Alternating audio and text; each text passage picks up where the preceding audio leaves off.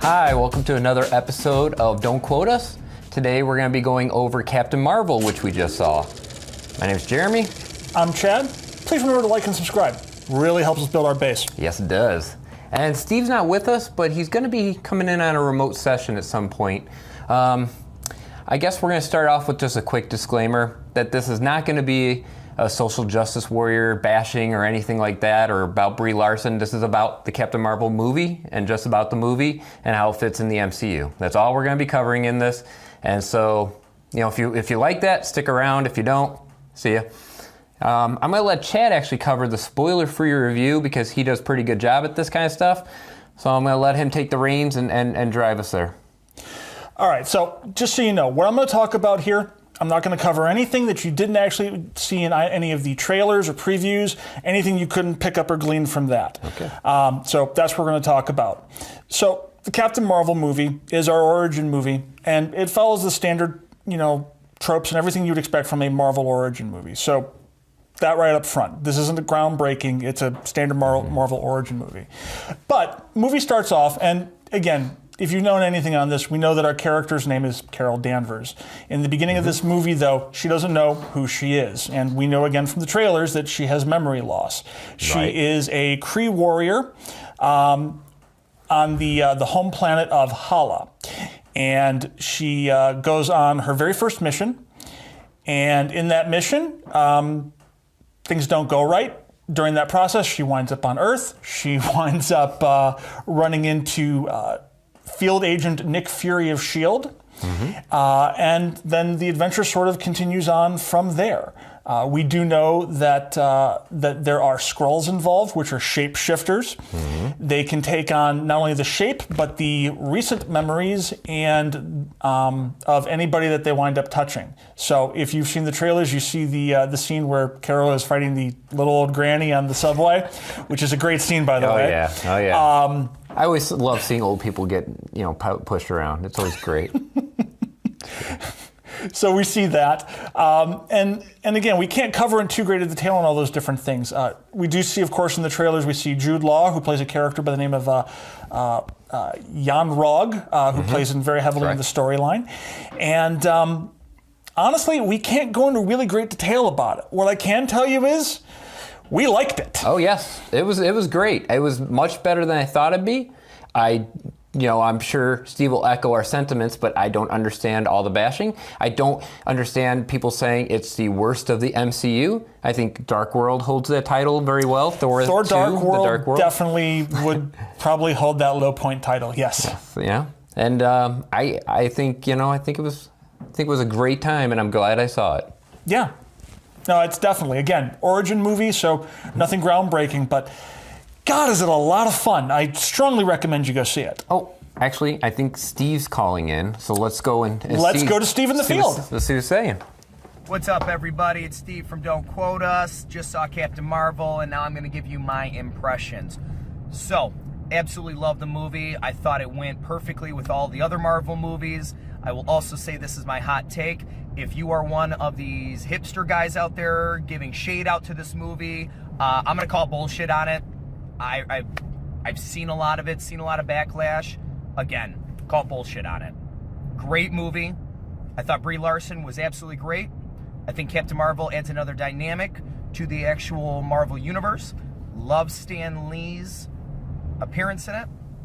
Which isn't a spoiler because he appears in everything. Well, we seem to have lost Steve, but we got to hear a little bit what he said. We'll see if when we come back, if we get him back, we'll see what he says.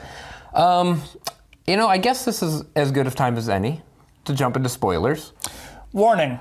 Warning, Will Robinson, warning. We are going to be talking about spoilers. We are going to be talking about things in the movie that if you don't want to know, turn back now. And even things in maybe other Marvel-related movies. Correct. So you have been warned. So heads up. And we will put a timestamp down here somewhere. They'll say, jump forward to this point if you want to skip it. And here our final verdict on the movie. Yes. All right. So, what do we got here? Well, we have a good hero's journey. Yes. A really good hero's journey because we start out with a person that has been completely on the wrong side and doesn't even know it. You start off on Hala Hala, basically with a person having some nightmares. Yes. And what we find out later on is those aren't necessarily nightmares, But she goes over and sees her friend, her mentor, teacher. Better way to phrase it, yes. And that's Jude Law as Ron Yog, whatever. Confusing name. But she does some training with him. She wants to fight him basically early morning. Yes. And even though it looked like the middle of the day to me, but we don't know how many suns the planet has. Yeah, true. Very true. All right, so we get up and, she's doing all that, and then she needs to talk to the Supreme Intelligence because she's having some issues controlling her powers and controlling herself. And we don't actually ever get to see the true Supreme Intelligence. The Supreme Intelligence appears differently to everybody. Yep.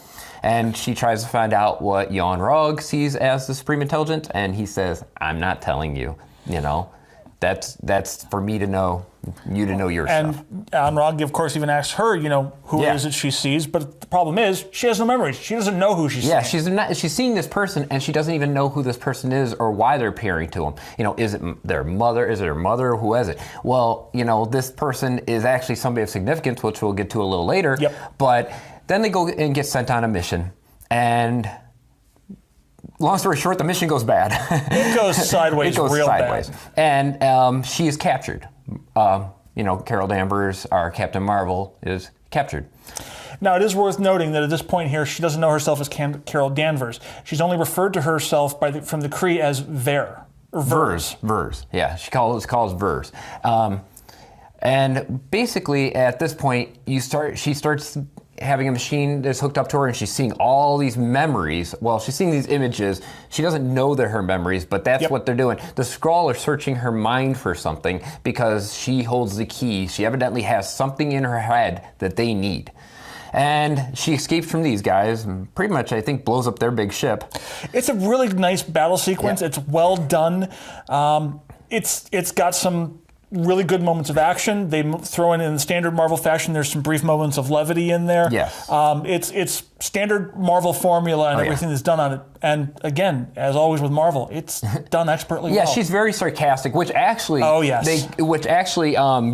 calls out about her attitude and how she's very flippant, I guess would maybe be a way to phrase it. She's a very brash warrior. Yeah. She's very much into what she's doing, but she doesn't seem to take it at all fully seriously. She almost like she's having fun a little bit. Look, she knows she's good. Yeah.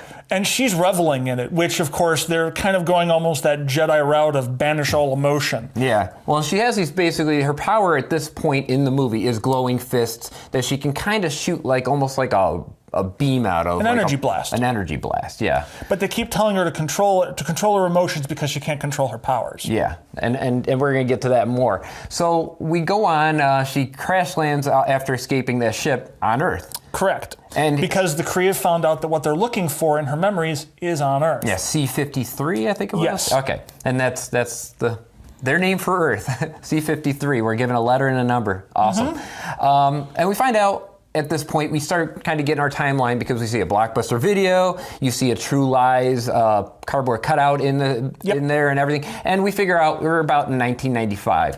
Which falls in line exactly with what Marvel actually had said in press releases. This movie falls squarely in 1995. Yeah. Oh, yeah. And you further find that out if you're at all a Kevin Smith fan, because what's our Stan Lee cameo? It's an amazing Stan Lee cameo. He's actually on the bus as Stan Lee, reading the script to learn his lines for Mallrats. Oh, yeah. And that's a 1995 production. So Kevin Smith exists, Mallrats exist. Yep. Love it. Big Kevin Smith fan. Then we go on and we get in some Skrull fights there with an old lady getting beat up and stuff. We have the old lady subway scene. Yeah, these Skrulls, with the shape-shifting, make it very hard to follow them. They're probably awesome spies, to be honest, because they blend in as long as they can, copy that appearance. What happens after the subway? Right before the subway, she meets Nick Fury. Well, yeah, they meet. That's pretty early in the movie. She meets Nick Fury and Agent Coulson. And by the way, the tech that they did for the de-aging process on them, really nicely done. Oh, yes, definitely. Really nicely done. It's come a long way since Tron 2. Mm-hmm. Oh, yes. Yeah, so you go and you got this whole thing moving forward, and Agent Coulson in the car with Nick Fury is actually a Skrull. I know. And he ends up killing him in a bad car accident. You know, I think that was a tram system, took him out. But yeah, we find out, well, okay, now he believes in these aliens and stuff. And as you're seeing, this is early S.H.I.E.L.D. as far as dealing with anything of aliens and such, because this is the first time Nick Fury's dealt with any aliens, because he talks about that. Well, although, in all fairness, Nick Fury, from the sounds of it, is still pretty low on the totem pole within S.H.I.E.L.D. at this point. I think he's level 3. His clearance was level 3 on his card, which is low from what we know about the series S.H.I.E.L.D. Exactly. So he's pretty low on the totem pole. So just because he doesn't know doesn't mean the director, whoever that is at the time, doesn't know. At that point, I think it should be Pierce, who was eventually our villain in Winter Soldier. Yeah.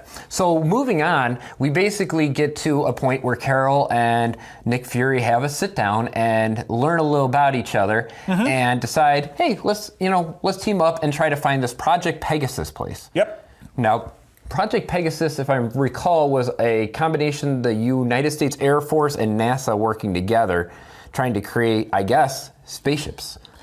And that would make sense as well, because, of course, in the original comics, the original Captain Mar-Vell infiltrated and worked at NASA, which is where Carol Danvers was a security guard and originally ran into him in the comics. Well, I did not know that. But what we get at this point is basically betrayal, I guess. And, yes. And they're trying, because the Skrull have infiltrated S.H.I.E.L.D. as the commander, I guess, is commanding officer of Nick Fury. Yes. And so they're basically trying to take out Nick Fury and Carol Danvers, who escape successfully with the help of Agent Coulson, who decides to basically turn the other way and say, they're not here. And, you know, this is where I think we get our first bonding between Coulson and Fury, which plays in greatly on the Agents of S.H.I.E.L.D. show. Oh, yes. Well, just into the MCU in general. Yeah, and so moving on in it, you get to the point where they basically have found this Pegasus, they found this cat that is following them around, and then from there you start getting out into the Skrull guys and finding out that Carol's on the wrong side. Well, before that, we actually wind up going out and finding an old friend of Carol's who can help fill in the gaps and trying to explain, what happened to her. And then that's actually where Talos comes in and they start finding out. Right. He just decides, we're not gonna fight her anymore. Let's just try to explain to her what's going on so she can see we're not a threat. You're actually the threat. Their attempts to stop her haven't worked. It's time to try diplomacy. Let's try reasoning. Also because they've discovered something very interesting. Yeah. What they're looking for is her. Well, specifically the energy signature she has, but also what's in her head, and specifically what's in her head is some coordinates. Coordinates that were told to her by Dr. Lawson, who was working on a light speed engine. Finds out, nope, that's not Dr. Lawson. It's actually a Kree warrior. And it's actually Mar-Vell. Yep. The original Mar-Vell. Now, of course, never was a Captain Marvel like we saw, of course, in the comics, but they did do the original Mar-Vell, which was a neat twist and touch to see. Oh, yeah. So, nice nod there to the comics. Yeah, a lot of people thought Jude Law was going to be Mar-Vell. No one knew what was fully going to happen, and this kind of caught me by surprise. I was like, whoa, okay. And what you find out is she was actually trying to, let's say, defect from the Kree and help the Skrulls, because the Kree are not this peacekeeping force that Carol Danvers thought they were. They are actually a empire of sorts, taking over planets, and anyone who doesn't succumb is destroyed. Yep. They even have Ronin for when things fully get out of hand. Yes. And the Accusers. Yeah, the Which, Accusers. of course, is exactly what he was referred to in Guardians of the Galaxy, Ronan the Accuser. Yep. And so, we get a whole sequence here where we find out, the ship that actually has this core power on it, and that Carol's powers come from the core. Dun, dun, dun! The Tesseract. Yep, the Tesseract is actually the source of the power. And she kind of got it because she decided to destroy this light-speed engine that Mar-Vell had created when Mar-Vell was killed by Yon-Rogg. Yeah. And it's all those revelations were really well done. The way they fed you parts of her memory as she's recovering parts of her memory, it worked. Very much. It worked. I don't think we've had the amnesia approach yet in the Marvel Universe. No, not to my recollection. So it's pretty good. You can play this card. You got to play it right when you play it, though. Otherwise, it comes off like a soap opera. And this is hopefully, the one time we're going to see this. We're not going to do this, like every other movie or something. No. So We don't need any more amnesias after this, But Carol's powers, when she actually winds up destroying the engine, the explosion, she absorbs all of the energy from it. Yeah. So Carol's powers derive directly from the Tesseract and indirectly the Infinity Stone within. Yep. So she is super juiced. Yes, she is. And we come to find out, during this whole sequence up here where when they go and find the Tesseract, you find out, there's all these other Skrulls there. Yep. But then, of course, the Kree warriors show up, Yon-Rha leading them. Yep. And what happens there? Well, a couple different things. We find out that Goose is not a cat. Yes. Goose is not a cat. Goose is actually a Flurkin. Goose is freaky. Goose has giant tentacles, purple tentacles, that can come out of his mouth, and we don't know much more than that what's in there, but he ends up eating several things, evil soldiers from the Kree, as well as the Tesseract. So, like the TARDIS, he's bigger on the inside. Oh, yes. Yeah, he doesn't look like a big cat. It's not Garfield, No. But during that fight up there, she does get captured. And she does battle with the Supreme Intelligence in her mind. And yes. it's a mental battle, but it was done very well. It's a little Matrix-like. Trying to convince her she's weak. You are yes. weak. You are weak. You need us to help you. And all this movie, there's been a little chip on her neck, and that little chip actually was an inhibitor. Mm-hmm. Not to help her control her powers, but to inhibit them. Or to shut them off if they needed to. Yes, good point. And once she has that chip off, that's where we see Captain Marvel for the first time. Oh, yes. Really see Captain Marvel. And it's quite the battle. I loved it. I loved the battle in the ship, and then you get the battle outside the ship. You get a few battles there. I mean, it just goes. It's pretty rare in the first movie that they give you this big of a power display for a character. Mm-hmm. They pulled no stops. And I think a lot of that is the fact that our next movie after this is going to be Infinity Wars. So they need to show us not just that Endgame. No problem. My apologies there. Is not just that she's strong, but that she is a force to be reckoned with. Oh, definitely. And so they pulled out almost all the stops for this. They show you her wreaking destruction on a massive scale. Yeah. To a point where she throws kind of a missile back and destroys this whole set of missiles from Ronan's ship. She kind of comes up and does a little, display of power, and he says, "We're leaving. We'll come back for the weapon later." And what's the weapon he's referring to? Her. Carol, which means we're not going to see that from Ronan. I mean, no. That or it happens in between again, like you said. It could happen. We had a discussion earlier about where do we go from here. Yeah. And this is probably a good point to segue into that. Oh, but before that, I think Steve's back. So let's see if Steve had anything to say about spoilers. Here's what I will say. People are saying that there's some issues with the way that the whole movie moved along. I thought the pacing went absolutely perfect. That's not necessarily a spoiler, but what I will say is everything with Nick Fury made sense. I don't think Captain Marvel needed a love interest. She doesn't have one. It's all about friends. Awesome. The Skrulls not being a villain makes it a very interesting setup, but that doesn't mean the Skrulls were then not left there also. So we may see them again in an additional movie.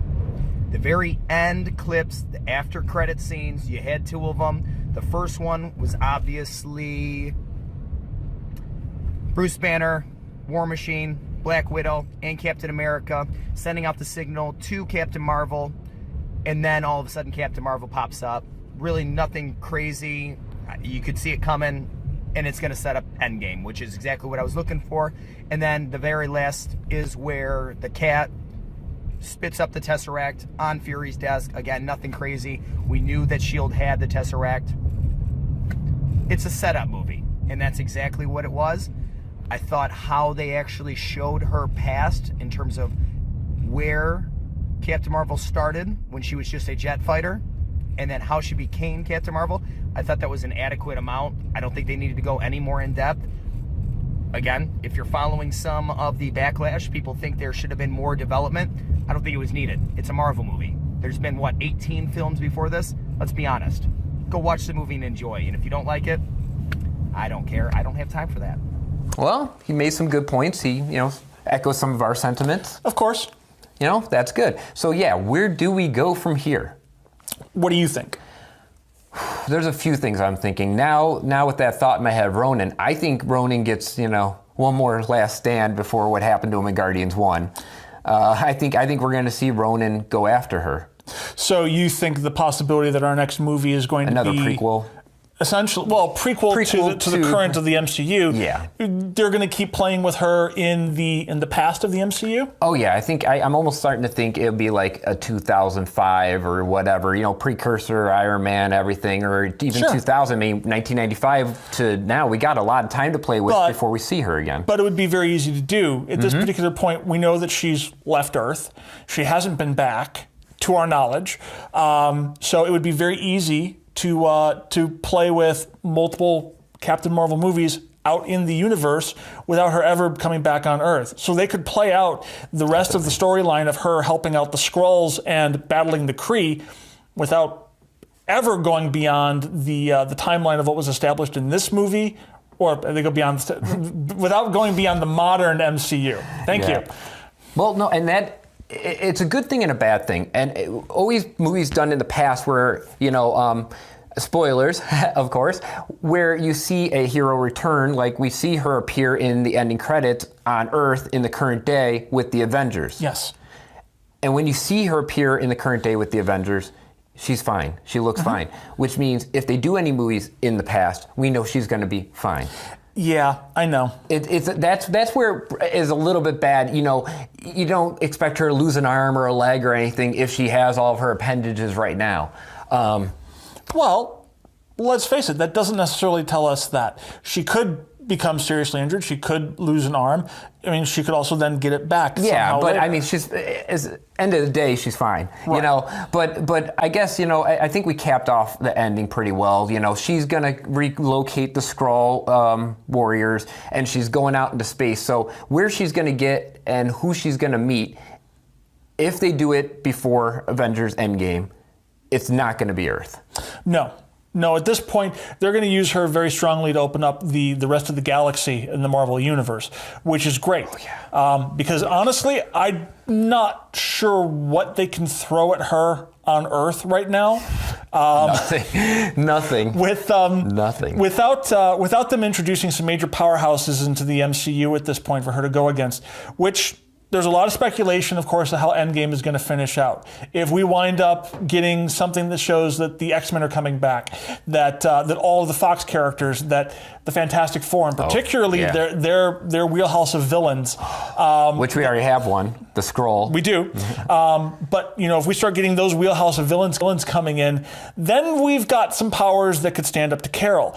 But as it stands right now in the MCU, I don't know who you throw at her. And that's the tough thing about characters like Superman and Carol, Captain Marvel, is they are very hard to write for. You have to create either a nemesis that's overpowering them, right, or somebody that controls them in some way, or somebody that takes somebody hostage, so they have to do something for them. Look at even the power levels of what they've done for Thor in Ragnarok. I mean, they had to throw a chip on him that could shock him out, throughout at least a good half of the movie. Yes, and almost an inhibitor chip. Exactly. And that wasn't even him as being as powerful as what we saw in the end of Infinity War now that he's got Stormbreaker. He is way more powerful at the end of Infinity War. And he controls lightning, Oh, completely. Yeah. So... But he has bad depth perception now. No, he's got another eye now. I thought it was a fake one. No, it's a cybernetic. Oh, okay. He's good then. Yeah. So the problem is going to wind up being, what do you throw at this character? Which again, take her out into space. There is a huge, huge stable of characters out there in the comics, and then they can bring into the MCU that can give her a heck of a challenge. Oh yes. Oh yeah. And I keep thinking about her friend Maria, a friend of Carol's from before the 6 years where she was with the Kree. Maria's daughter. Yeah, Maria's daughter in particular, Monica. And Monica Rambeau in the comic books was an Avenger, went by the name of Captain Marvel. Now in the comics, they're not really related in any way, but in this they particularly put her there and mentioned her by name. And even you get a point where Nick Fury says, Monica says something about wanting to go with, Carol. Right. And he says, only if you figure out how to glow, or only if you Right. glow, or something like that. And it's like, I was like, oh, come on. They're setting her up to be Photon, Pulsar, Spectrum, whichever name you want to give her that she's used over the years. But she once was known as Captain Marvel. So, maybe we get a buddy flick, like Ant-Man and the Wasp. Entirely possible. Marvel's been really good about using a literary concept called Chekhov's gun, which basically means there's almost nothing that isn't touched upon, or there's almost no unused elements. Yes. So if they talk about something, show something, allude to something, it's important. Yeah. Yeah, and great example of that for people who may not understand Chekhov's gun. Doctor Strange going through all the different realities or futures, Yes. and then settling on one and said, we win in one of them. And then the things he does, like giving the stone away and stuff, and you're going, okay, is this maybe related to him Sure. saying that? Now, probably one of the best examples from one of the early MCU of Chekhov's gun would have been in Winter Soldier, where we see the list of all the Project Insight people, and you start seeing names on it like Dr. Stephen Strange. Oh, yes. And people that have gone through and mined that, there were a number of other names that were listed on there. So the MCU does a lot about setting things up very early in it. And there's been other suspects from within Doctor Strange's movie as well, where those patients he's talking about when he's driving on the road, people suspect that there's other potential supers that were in that list of patients. Wow. Yeah. We'll have to see. We'll have to see what that brings us. Now, do you feel this character was a Mary Sue? Do you feel that Captain Marvel just was super strong and nothing could ever stop her? Well, I'll be honest. Girl power. She is incredibly strong. But a Mary Sue? No. By definition, a Mary Sue is someone who gets all their powers with pretty much no training, no hardships, and is automatically expert at using them. And that doesn't fit the case here at all. Carol Danvers? 6 years. Yes, 6 years. She has been without her memories, has been trained pretty brutally from the sounds of it. She's been Jan Rog has mopped the floor with her regularly. This is her very first mission. She goes through definitely the dramatic principle of the hero's journey. And if you look that up online and you go through all the stuff, and we may do a video actually on that at some point, but if you go through and you look at the hero's journey, she follows it through very classically, almost all those steps. Just like you see in almost any of the Marvel origin movies, almost all of them go through perfectly that hero's journey. And they do it again here. Rock solid, step by step. There's some little twists and everything with it, but no. If they go through that hero's journey, by no measure would I consider them a Mary Sue. Either do I. But I think that wraps it up. Let's see. Come out of spoilers here. Doo-doo-doo. And what's your score? I'm going to give it an 8.2. This was a solidly entertaining movie. Good action, great characters. They used the right bits of humor at those right moments. It wasn't over the top. Really nice. I'm very interested to see where they're going to take this. I give this a solid 8.2. Definitely go and see this. Yeah, I give it an upper 8, lower 9 kind of area. I didn't see anything wrong with it. I didn't know how I would like it because, female heroes, female actresses, it's a little bit different than males for everybody. And it's partly the writing, partly the acting, but she did great. There's a different expectation on that a lot of times with those female characters. I've heard some people talk about the fact that they say that they think that she's been We're out of wooden. spoilers. Just making sure. But this is nothing. This isn't talking anything about the storyline. Yeah. This is just talking straight up what people have said about the acting. And some people said that they've thought that her acting in this was wooden. I disagree. She, given the circumstances of the character, anything that some people may have said are wooden, I totally see as based on the circumstances of the character. That's Awesome. exactly how I see it. Great way to phrase it because I would have spoiled it with what I wanted to say. But hey, go see it. Do yourself a favor. Go see it. Ignore what you're hearing. Judge for yourself. and let us know in the comments. Let us know what you thought. Definitely. And we'll talk with you about it. Obviously, from Jeremy, you'll get him from Don't Quote Us. For myself, if you see me in the comments, I'm Drake and Raw, and I will talk to you about this all day long. Oh yeah, we love giving our feedback, and we love to hear feedback. So if there's anything, we can do better, or anything you want to tell us, drop a comment, hit the like if you liked it, and subscribe if you want to see more from us. We love having you here. My name's Jeremy. I'm Chad, and as always, Don't quote us.